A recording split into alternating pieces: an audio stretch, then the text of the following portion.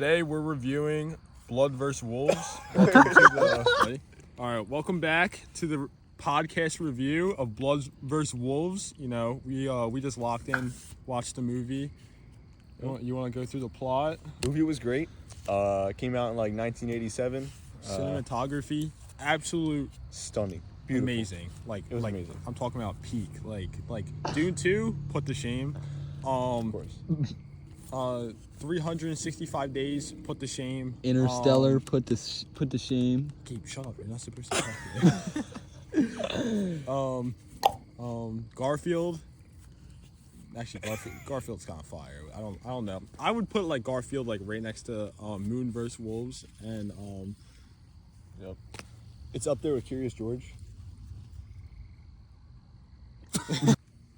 All right, so now we're gonna go over the summary of the movie. Basically, it's, how do I say this? The plot of the movie is about a high school student named Shaniqua who falls in love with the dark, mysterious, opium destroyer, lonely, grungy vampire who doesn't drink blood. Yeah, him and his family are like, they're like the royals. Yeah, and then basically they start like right, and then all of a sudden werewolves come into play, and then there's like beef between them, like blood versus Crips, because you know the movie's called Shadow versus Darkness. So basically, the plot goes, Eduardo gets his beef with all the werewolves, and they're obviously way more Sigma than him. So he has to start going, he starts looks maxing. And eventually he mods them, and he just locks in. Right? Mm-hmm. Right? Remember when they ran away from the tree? Wait. Bloods vs. Wolves. Yes! No! Yes! Yeah. It was crazy, like the chasing. And then the giant troll eating monster was chasing after the The trolls. sparkling vampire, you mean? In Twilight? Yeah. Yeah, no, that was so cool. Like, I just Yeah. and then it just like turned like rainbow, you know, like it took away. And like, then their with the way sparkle. when they were in the skating rink Yeah, oh my god. and they were eating pizza. Yeah, I remember that. That was such a good time. Oh It my really god. was. Yeah. And then they just took away their sparkle. Yeah. It was really depressing at the end. The mama troll ate them. The singing. Oh really yeah, put it all wait. together. How does it go? Don't stop believing. Get the feeling. Can't stop the feeling. Oh, I love the sparkling vampires. I love it. It's so good. It is so good. Rainbows. Okay, stop. Yeah, so like honestly, I think my like favorite part about the movie was Eduardo's character development.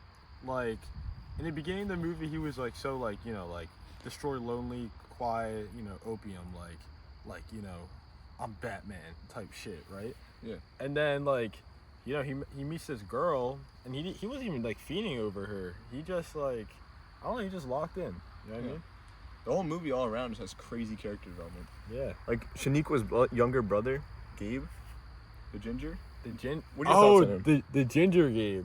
Honestly, nah.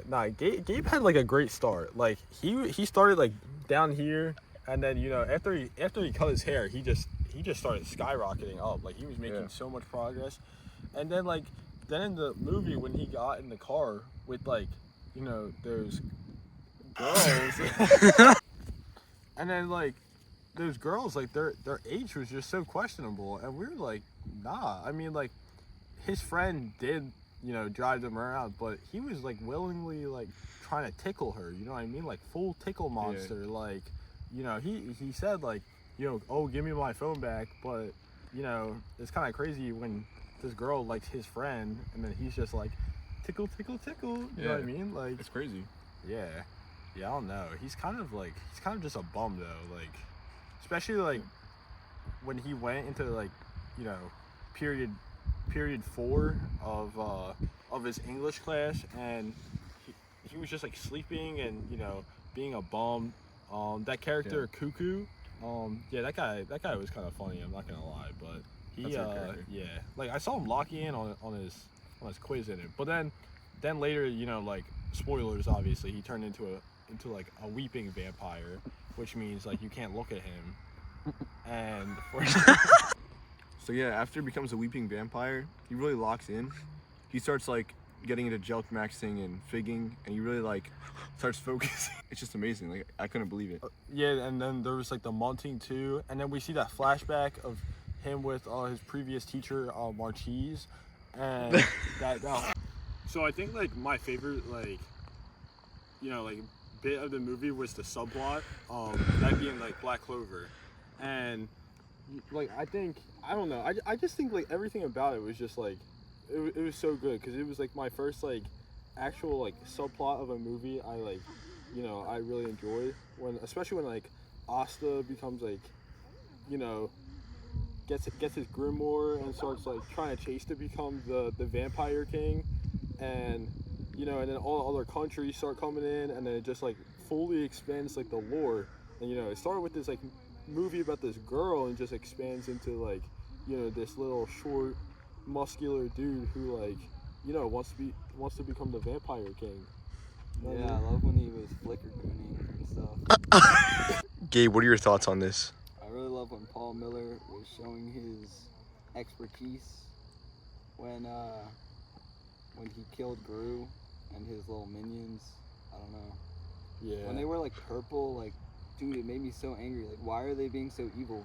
Dude, especially because then like then was flexing with like the fairy, and then like Markiplier just like showed up out of nowhere, and he like him and Dream were just like they were just too broken because like Dream, like he was the ultimate like mirror, right? He was just like like his jaw was so strong that it was protecting him.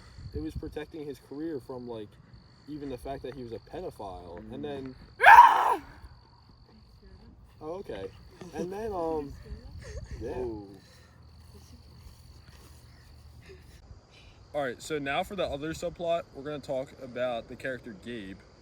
We're just gonna act like this is our character, and like we're doing like a in-movie like interview. So Gabe, what are your thoughts on your allegations of you being in a car with, maybe, let's just say some fellows that were possibly 4 years younger than you? What? See, I have no prior information on these people. They were two buddies of mine that were supposed to be in the car. And All right, so I know I was caught in a trap. What about the other allegation of you trying to link up with my 600-pound life at 3 a.m.? Her name, If she I'm pretty ain't sure her 280, she ain't a lady, bro. Can we be real? 600 pound. What Oh the Sigma? shit. And for the last one, we have one more question. What are your thoughts on the allegations about you being the new tickle monster? This is world star. Where are you? Where are you on my phone? What is your numbers? What is your numbers for? Hey, you don't have emergency services. No. What are your thoughts on you being seen with this supposed tickled person at Chipotle earlier today? Your words cut deep. Deeper than any blade. Guys, he found the One Piece. These lies on my name.